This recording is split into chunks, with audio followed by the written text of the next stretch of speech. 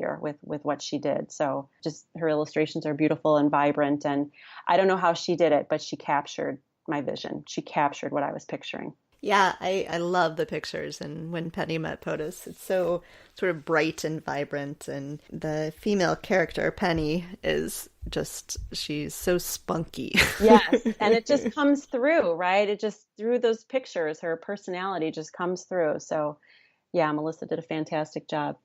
Yeah, my husband is an artist, an amateur artist.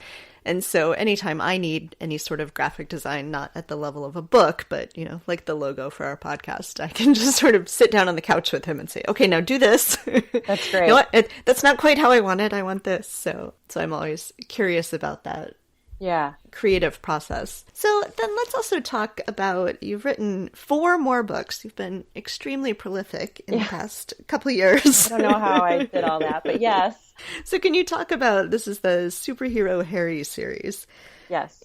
Can you talk a little bit about sort of what was the inspiration for that, and what are you doing with these with this series of books? Sure. So again, my publisher Capstone came to me and said that they had the green light on a new early chapter book series. So early chapter books are for like K through 2nd grade. So short chapters, and the character was Superhero Harry, and that's all they told me. They gave me like a 1-sentence character description and some proposed titles, 4 proposed titles, which I was free to change if I wanted to. And I think I did tweak a couple of them, but that was really it. And I had to come up with the stories and develop Harry's character. And I had not written chapter books before this. And they're early chapter books, so they're short, but still significantly longer than a picture book. Again, outline, chapter by chapter breakdown. I had to do all of that. So the inspiration for Superhero Harry came again from my daughter, who loves superheroes, but she also loves inventing things and building things and constructing things out of empty Amazon boxes. And so that's really the inspiration for his character. But the thing that I love about Harry, one of the things I love about him most, is that he's kind of this clumsy klutz, but he always, he's got a heart of gold, and he always manages to get himself out of whatever mess he's gotten himself into. So those were really fun to write. And he's a fun character, and hopefully there'll be more. I heard that there's a chance there will be more Superhero Harry books in the series, but I haven't heard yet. And his best friend's name, of course, is inspired by your daughter. Yes. Superhero Harry's sidekick and best friend's name is Macy, and that was, I named her for my daughter, Macy, because I thought there's so many kids, kid characters in this book. If I don't give her one of them, I might be disowned. And she says one of these days I have to write a main character with her name. So we're working on that. So my son has read these more closely than I have, but as far as I can tell, within the story itself, there's no sort of description of his race or ethnicity, but from the pictures, it seems like Harry's possibly Hispanic and Macy maybe African American. Yes, absolutely. Yes. So Harry is Hispanic. There's a little character description on the front before we get into the story, and his name is Harrison Cruz. So he is Hispanic, and Macy is African American. In general, in your books, of course, some of them are nonfiction and some are fiction, but there seems to be a pretty good range of representation of characters, both in terms of gender and in terms of race. So how do you think about that, and how important is it to you to make sure that there is representation, not just in your own books, but in the books that perhaps you're reading to your daughter? Very important. Very, very important. I feel so lucky to be, I still consider myself a newbie to this. It's only been a couple years that I've been writing children's books, but I feel so fortunate to be coming into the industry now, getting involved in this, because I think it's more important than ever. There just seems to be a really big push right now in children's book publishing for more diversity. It's an issue that's front and center in children's book publishing right now. So it's exciting for me to be a part of that and to try and contribute to that effort. So diversity and the need for more of it in picture books and YA novels and graphic novels is a front and center issue right now.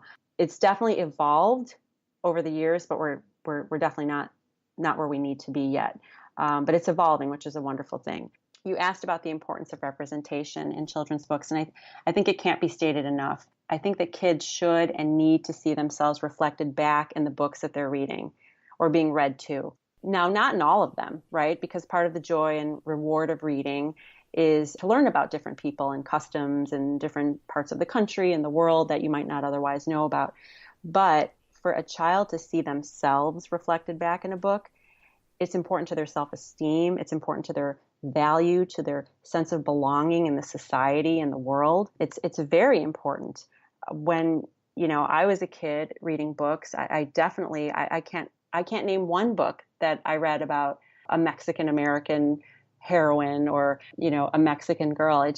They just weren't available. So I think it's very important. It's crucial. You were mentioning that it's important for those children. I think what's also true is that it's important for children who aren't Hispanic, who aren't African American, to see characters like that. So, I'm raising two white boys who are blonde hair, blue eyed, but a lot of their classmates, we live on the south side of Chicago, so a lot of their classmates are African American, are Asian American.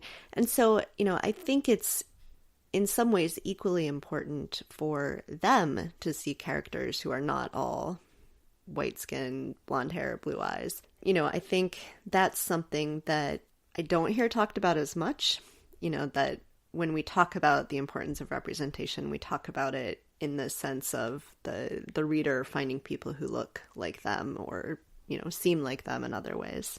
You're absolutely right. And that goes back to what I was saying about part of the joy of reading is learning about people that aren't like you and customs that aren't like yours and, countries that aren't like yours. So absolutely. There was a sign last year in my daughter's school library that said reading challenge of the month.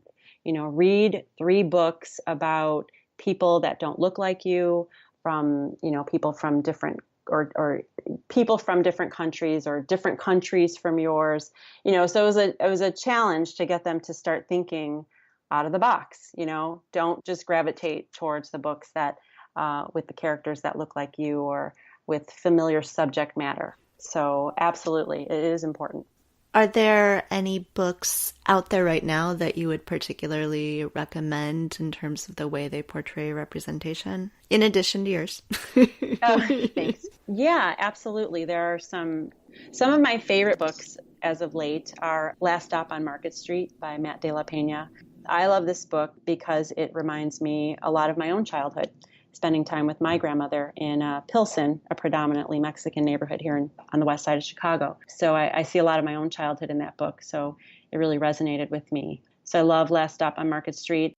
I love Ada Twist Scientist because, well, it's just so charming. The rhyming is just spot on. And I just love this little precocious girl that, has a heart and mind for science. So Grace for President was probably one of the first picture books I read when I was doing research for When Penny Met POTUS. When I was writing that, you're always supposed to do your research and see what else is out there that's similar to the book that you want to write. So you don't write the same book.